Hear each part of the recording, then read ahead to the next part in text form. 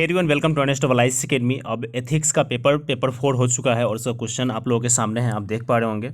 इसमें आप section A और सेक्शन बी दो सेक्शन होते हैं, ठीक है। एक में आपका केस स्टडी होता है, एक में आपका इस तरीके से क्वेश्चन होता है। जो केस स्टडी होता है उसका मार्किंग अलग होता है, उसको आप और यहाँ पे शब्द लिमिट भी उसमें अलग दी हुई रहती है। तो सभी चीज़ एक एक करके उसमें हम डिटेल देखेंगे। तो केस स्टडी वाला पोर्शन आप खुद से एक बार रीड आउट कीजिएगा, ठीक है।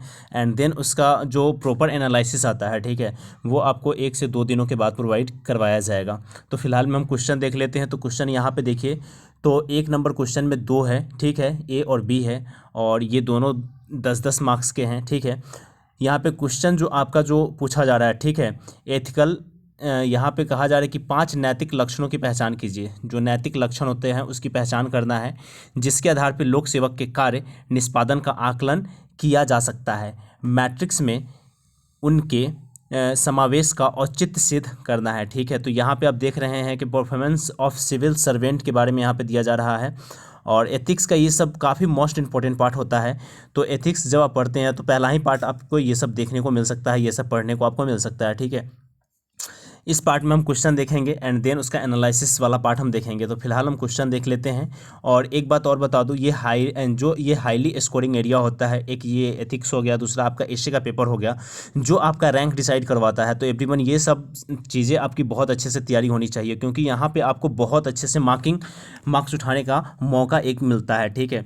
एक पतली सी बुक पढ़ो और लगभग बहुत सारे मार्क्स उठा लो, तो ये यहाँ का कमाल है। उसके बाद आपको कहा जा रहा है कि उन 10 आधारभूत, देखिए यहाँ पे सीधी बात की जाती है कि 10-5 जो भी पॉइंट वाइज में देना है वो लिखिए, ठीक है। यहाँ पे ज़्यादा बकवास नहीं करना होता है, टू दी पॉइंट बात करनी होती है।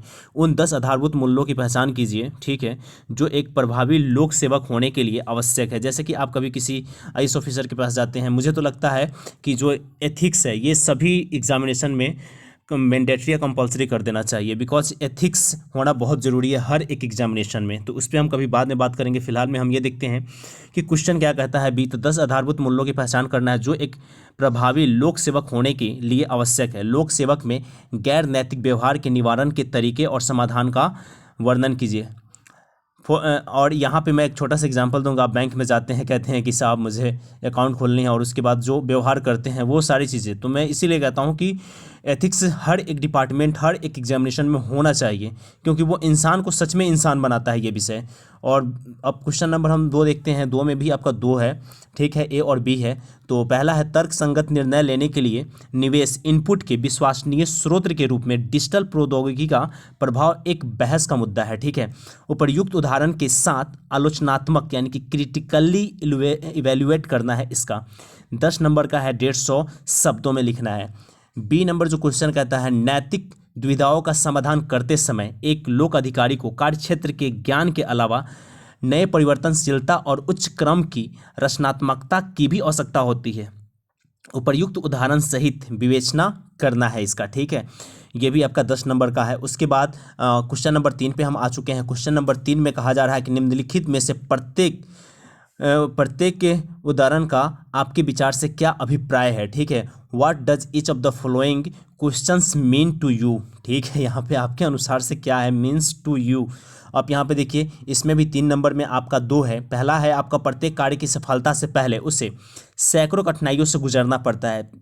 और ये स्वामी विवेकानंद जी का जो स्वयं जो कोटेशन है। अब देखिए, कोटेशन क्यों इंपॉर्टेंट होता है, क्योंकि कोटेशंस जब आप अपनी डायरी में लिखते हैं, जब यूपीएससी की तैयारी में आते हैं, तो हर एक के लर्नर्स के रूम में किसी न किसी व्यक्ति का कोटेशन होता ही है, महापुरुष का कोटेशन होता ही है। जैसे कि पहले हम लोग आते हैं तो स्वामी विवेकानंद जी का, या डॉक्टर बाबा साहब भीमराव अम्बेडकर जी का, या महात्मा गांधी जी का हम लोग कोटेशन लगाते ही लगाते हैं। कहीं ना कहीं उन सब चीज़ों से हमें मोटिवेशन मिलता है, और वो मोटिवेशन इतना मिलता है कि वहाँ से क्वेश्चन भी बन जाता है। आप सोच भी नहीं सकते हैं कि जिस चीज़ को आप दिन रात देख रहे हैं वहाँ से क्वेश्चन बन सकता है। वैसे ही स्वामी विवेकानंद जी का यहाँ पे कोटेशन है, प्रत्येक कार्य की सफलता से पहले उसे सैकड़ों कठिनाइयों से गुजरना पड़ता है। जो दृढ़ निश्चयी है वे ही देर सबेर प्रकाश को देख पाएगा। बिल्कुल सही बात है। मतलब कि फ़र्क इससे नहीं पड़ता कि आपने कितना मेहनत किया है, फ़र्क इससे पड़ता है कि आप कितने देर तक मैदान में टिके रहे हैं, ठीक है। आपने कितनी बार कोशिश की है अपनी सफलताओं के लिए। जैसा कि हम लोग ड्रीम्स लेकर के आते हैं यूपीएससी आईएएस का, आईपीएस का, और 1-2 अटैम्प्ट दिया और फिर भैया निकल लेते हैं कि हमसे नहीं हो पाएगा। तो ये कोटेशन आप देखेंगे तो सच में इस सब चीज़ों से आपको प्रेरणा मिलेगी। जो लोग तैयारी कर रहे हैं, इस कोटेशन को आप अपने दीवारों पर लिख करके चिपका सकते हैं, ठीक है। और देखिए बी नंबर आप देखिए, हम हमारी दुनिया में, ये भी एक कोटेशन से आया है, दलाई लामा जी का कोटेशन है, हम हमारी दुनिया में तब तक शांति प्राप्त नहीं कर सकते जब तक कि हम अपने भीतर शांति प्राप्त नहीं कर सकते। ये एक होता है कि स्पिरिचुअल, जो एक भक्तिमय दुनिया होता है, ठीक है। जब कहा जाता है मेडिटेशन कीजिए, क्यों कहा जाता है मेडिटेशन कीजिए? क्योंकि आपको अपनी अंदर की शांति को प्राप्त करने के लिए मेडिटेशन करना बहुत ज़रूरी होता है। तो ये हमने 2 क्वेश्चन, ये हमने 3 क्वेश्चन इसमें देख लिए और 3 में 2-2 करके हम लोगों ने ये सारे पार्ट कर लिए हैं। अब बढ़ते हैं आगे की तरफ। एवरीवन, पीडीएफ जो है आपको टेलीग्राम चैनल है अनस्टॉल आईएएस अकेडमी का, डिस्क्रिप्शन में आपको लिंक मिल जाएगा, वहाँ से आप जाकर के इसको डाउनलोड भी कर सकते हैं एवरीवन, ठीक है। आगे बढ़ते हैं। सी नंबर क्वेश्चन है, ये भी एक कोटेशन से ही है, ठीक है। एरिक्सन का ये कोटेशन है उनका, और ये कहते हैं कि परस्पर निर्भरता के बिना जीवन का कोई अर्थ नहीं है, हमें एक दूसरे की ज़रूरत है और जितनी हम जल्दी इसे सीख लें, हम यह सबके लिए उतना ही अच्छा होगा। बिल्कुल बिल्कुल सही बात है, और इसके बारे में ज़्यादा डिटेल्स में बात नहीं करूँगा, आप खुद ही समझ सकते हैं इस चीज़ को। 4 नंबर हम क्वेश्चन देखते हैं। 4 नंबर में ए और बी है। तो पहला हम देखते हैं कि अभिव्यक्ति एक महत्वपूर्ण घटक है, ठीक है, जो मानव के विकास में निवेश इनपुट का काम करता है। ऐसी उपयुक्त अभिव्यक्ति का विकास कैसे करें जो एक लोक सेवक के लिए आवश्यक है, ठीक है। कहीं ना कहीं ये क्वेश्चन आपको ऊपर भी एक बार देखने को मिला होगा, ठीक है। अब हम नीचे जाते हैं और बी नंबर क्वेश्चन देखते हैं। उन नैतिकता एवं नैतिक आदर्श, देखिए एथिक्स में 3-4 वर्ड बहुत इंपॉर्टेंट होता है, एक नैतिकता, एक नैतिक, और यही सब वर्ड पे आपका पूरा एथिक्स लिखा गया है। एथिकल डायलेमा होता है, मोरालिटीज़ होता है, ठीक है, इमोशनल इंटेलिजेंस होता है, इन्हीं सब वर्डों पे आपका एथिक्स पूरा ड्राइव किया गया है। और यहाँ पे देखिए उसी से क्वेश्चन यहाँ पे बनाया गया है, जिसको आपको क्रिटिकली एग्जामिन करना है कि उस नैतिक, बी नंबर हम लोग देख रहे हैं, उस नैतिकता एवं नैतिक आदर्श जिसको आप अंगीकार करते हैं से समझौता किए बिना क्या आप, मतलब कि क्या भावनात्मक बुद्धि अंतरात्मा के संकट की स्थिति से उबरने में सक्षम करती है। मैंने बोला था पहले ही आप लोगों को कि ये एक एरिया ऐसा होता है जहाँ से आप हाईली स्कोर कर सकते हैं, ठीक है। और यही सब चीज़ें हैं, क्योंकि ये सारी चीज़ें आपको एग्ज़ाम हॉल में आप ऐसा नहीं पाएंगे कि आपने नहीं पढ़ा है, बल्कि आप उसे पढ़ करके जाते हैं, बहुत अच्छे से पढ़ाई करके जाते हैं। और यहाँ पर देखिए 5 नंबर क्वेश्चन नंबर 5 का ए और बी है। इसमें कहा जा रहा है कि शरणार्थियों को उस देश में वापस नहीं लौटाया जाना चाहिए जहां उन्हें उत्पीड़न अथवा मानव अधिकारों के उल्लंघन का सामना करना पड़ेगा, ठीक है। खुले समाज और लोकतांत्रिक होने का दावा करने वाले किसी भी राष्ट्र के द्वारा नैतिकता आयाम के उल्लंघन के संदर्भ में इस कथन का परीक्षण कीजिए। एवरीवन, अगर आपने आईआर पढ़ा होगा, और जो कि आप पढ़े भी होंगे और पढ़ भी रहे होंगे बहुत सारे लोग, तो आपने बहुत सारी चीज़ें आपने सुनी भी होंगी शरणार्थियों के बारे में, तो वो सारी चीज़ें आपको यहाँ पे काम देने वाला है एथिक्स में। बी में आप देखिए, बी नंबर कह रहा है, क्या सफल लोक सेवक बनने के लिए निष्पक्ष और गैर पक्षपाती होना अनिवार्य गुण माना जाना चाहिए? दृष्टांत सहित चर्चा कीजिए, ठीक है। तो ये भी काफ़ी ज़्यादा ज़बरदस्त क्वेश्चन है आपका। बी नंबर का माफ़ कीजिएगा 6 नंबर क्वेश्चन का ए एंड बी है, और इसमें देखते हैं कि न्यायपालिका सहित सार्वजनिक सेवा के हर क्षेत्र में निष्पादन, जवाबदेही और नैतिक आचरण सुनिश्चित करने के लिए एक स्वतंत्र और सशक्त सामाजिक अंकेक्षण तंत्र परम आवश्यक है। सविस्तार इसको समझाइए, ठीक है। सत्यनिष्ठा ऐसा मूल्य है, अब बी नंबर हम लोग देख रहे हैं, सत्यनिष्ठा ऐसा मूल्य है जो मनुष्य को सशक्त बनाता है। उपर्युक्त दृष्टांत सहित औचित्य सिद्ध करना है। तो ये हमने 6 नंबर तक का क्वेश्चन देख लिया। अब हम लोग आगे बढ़ते हैं, क्वेश्चन नंबर 7 पे आ गए हैं, और खंड नंबर बी है। और यहाँ पे एवरीवन, जैसा कि मैंने आपको बोला था, केस स्टडी यहाँ पे दिया हुआ रहता है, ठीक है। तो सुनील एक युवा लोक सेवक है, और इस तरीके से आपका कोई केस स्टडी दिया गया है, तो केस स्टडी को आप बहुत आराम से पढ़िएगा, ठीक है। केस स्टडी के ऊपर एक स्पेशल वीडियो आएगा, तो उससे आप जरूर वॉच कीजिएगा। चैनल पे नहीं है तो चैनल को जरूर सब्सक्राइब करके रखिएगा और बेल आइकन को प्रेस करके रखिएगा। एक बार मैं क्वेश्चन को स्लाइड कर देता हूं ताकि आप लोग देख सके। बहुत आराम से मैं स्लाइड करता हूं ताकि आप लोग पॉज करके भी इसको आप पढ़ सकते हैं, ठीक है। और उसके बाद 3-4 आपको इसमें क्वेश्चन दिया रहेगा, और उत्तर आपको देने हैं 250 वर्ड में। और क्वेश्चन क्या बन रहा है, ये देखिए ABC क्वेश्चन बनाया गया है, ऊपर एक पैराग्राफ दिया गया है, और उस पैराग्राफ के अकॉर्डिंग आपको अपना आंसर फॉर्म करना होता है। इस स्थिति को संभालने में सुनील के लिए उपलब्ध विभिन्न विकल्पों की पहचान कीजिए, ठीक है। आपके द्वारा सूचीबद्ध विकल्पों का आलोचनात्मक मूल्यांकन कीजिए। आपके विचार से उपयुक्त में से कौन सा विकल्प सुनील के लिए सबसे उपयुक्त होगा और क्यों? 250 वर्ड में इस सबको लिखना है। 3 यहाँ पे क्वेश्चन बना दिया गया है, उसी का यहाँ पे इंग्लिश फॉर्मेट है एवरीवन, और ये कंटिन्यू होता है यहाँ से, ठीक है। ये कंटिन्यू होता है क्योंकि मैंने सीरियल वाइज ही इसको डाल रखा है, तो यहाँ से ये कंटिन्यू हो जाता है। और उसके बाद यहाँ पे इंग्लिश में भी क्वेश्चन वही दिया गया है, ठीक है। 8 नंबर जो क्वेश्चन है देन से आपके लिए केस स्टडी है, और केस स्टडी में फिर से आपको ए और बी करके 2 क्वेश्चन दिए गए हैं। 250 शब्दों में आपको इसको लिखना है। क्वेश्चन क्या है, इस मामले से संबंधित नैतिक मुद्दों पर चर्चा कीजिए। उप प्रधानाचार्य के रूप में आपके पास उपलब्ध विकल्पों का आलोचनात्मक रूप से परीक्षण कीजिए, आप कौन सा विकल्प अपनाएंगे। देन आपके पास फिर से इसका इंग्लिश से ट्रांसलेशन है एवरीवन, इंग्लिश में इसका ट्रांसलेशन है, और यहाँ पे यहाँ तक इसका इंग्लिश ट्रांसलेशन है। एक बात मैं आपको बता दूं कि ऊपर का जो भी हम लोग आंसर देख रहे थे वो 10 मार्क्स का था, और उसके बाद हम जो देख रहे हैं 20 मार्क्स का एवरीवन। 20 मार्क्स बहुत बहुत बड़ी बात है एवरीवन, इसीलिए इसको कहा जाता है हाईली स्कोरिंग एरिया। अगर आपने अभी तक एथिक्स की तैयारी नहीं किया तो भैया एथिक्स की तैयारी करना शुरू कर दीजिए। बहुत ज़बरदस्त यहाँ से क्वेश्चन बनते हैं और साथ ही यहाँ से बहुत मार्क्स मिलता है। 9 नंबर क्वेश्चन पे आ चुके हैं और इसका क्वेश्चन है डी तक, डी ABCD। और इसमें पैराग्राफ मैं नहीं पढ़ रहा हूँ, पैराग्राफ के ऊपर मैंने ऑलरेडी कहा कि इसके ऊपर स्पेशल वीडियो आ जाएगा आप सभी के लिए। चैनल को सब्सक्राइब करके रखिएगा, बेल आइकन को प्रेस करके रखिएगा एवरीवन।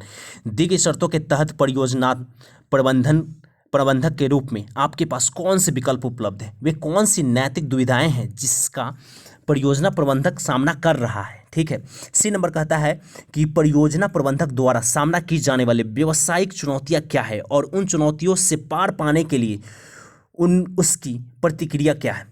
निरीक्षण दल द्वारा उठाए गए अवलोकन की अनदेखी से क्या हो सकता है।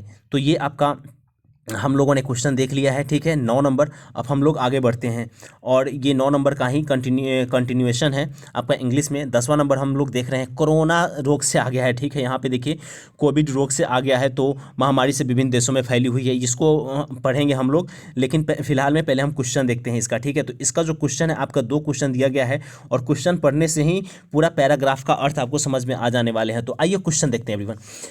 पूरी तरह से जानते हुए यह अत्यधिक संक्रामक रोग है और संसाधन तथा बुनियादी ढांचे सीमित है, आपके नैदानिक और गैर नैदानिक कर्मचारियों को रोगियों की देखभाल करने में लगने के लिए आपके मापदंड और औचित्य क्या है। देखिए कितना मतलब कि ज़बरदस्त तरीके से इस क्वेश्चन को फॉर्म किया गया है। बी नंबर देखिए, यदि आपका निजी अस्पताल है तो क्या आप औचित्य और निर्णय वैसा ही होता जैसा कि सार्वजनिक अस्पताल में, यही चीज़ होता है। और इसका इंग्लिश में कंटिन्यूएशन है एवरीवन, और यहाँ पे इंग्लिश में क्वेश्चन है। एंड देन आपके लिए 11 नंबर क्वेश्चन है और 11 नंबर क्वेश्चन का हम लोग इसमें कंटिन्यूएशन देखेंगे।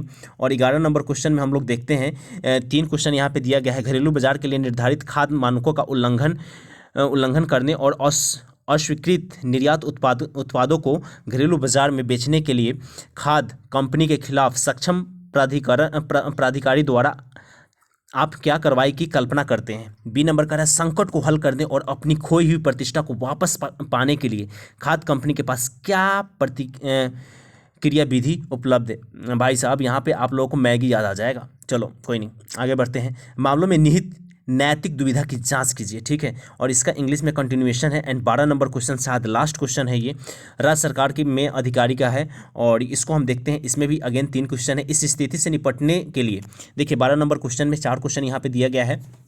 केस स्टडी हम लोग कर रहे हैं यहाँ पे और 250 वर्ड में आपको लिखना है। 20 मार्क्स आपको मिलने वाले हैं इसमें। इस स्थिति से निपटने के लिए पवन के पास कौन कौन से विकल्प उपलब्ध है, ठीक है। पहला क्वेश्चन ये है। दूसरा क्वेश्चन ये कहता है कि कार्यालय और घर में प्रशांति और सौहार्दपूर्ण वातावरण लाने के लिए पवन को क्या दृष्टिकोण अपनाना चाहिए।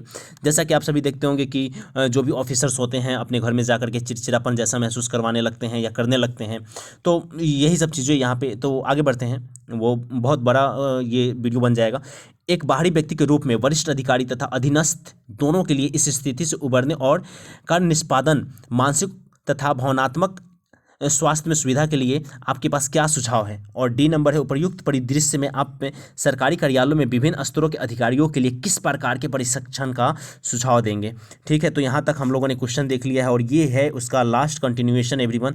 तो ये है आपका इंग्लिश में और हम लोगों ने अप्रॉक्सीमेटली 15 मिनट में पूरे के पूरे क्वेश्चन देख लिए। कितने क्वेश्चन हम लोगों ने देख लिए एवरीवन? तो यहाँ पे हम लोगों ने 12 क्वेश्चन देख लिए 15 मिनट में, ठीक है। और इसको हम लोगों ने पढ़ भी लिया है। लेकिन जो केस स्टडी है मैंने पहले ही बोला है, उसके लिए एक डेडिकेटेड आप लोगों के लिए वीडियो आएगा और आप लोग उसको ज़रूर देखिएगा। साथ ही आप लोगों के लिए बड़ी मेहनत से वीडियो बनाई जाती है, तो लाइक ज़रूर कीजिएगा, शेयर ज़रूर कीजिएगा, रिव्यू ज़रूर कीजिएगा, ठीक है। और वीडियो आपको कैसा लगा इसके बारे में ज़रूर लिखिएगा एवरीवन, क्योंकि इससे कहीं ना कहीं हमें मोटिवेशन भी मिलता है। और पीडीएफ आपको अनस्टेबलाइज अकेडमी का जो चैनल है टेलीग्राम, वहाँ से जाकर के ज्वाइन कर लीजिएगा। इस वीडियो में बस इतना ही एवरीवन, मिलते हैं नेक्स्ट वीडियो में। तब तक के लिए आप खुश रहिए, अपने घरों में रहिए और कोविड से बच के रहिए। अगर आपने वैक्सीन नहीं लिया तो जरूर जाइए नियरेस्ट वैक्सीनेशन सेंटर पर और वैक्सीन लीजिए। Thank you so much everyone, जय हिंद।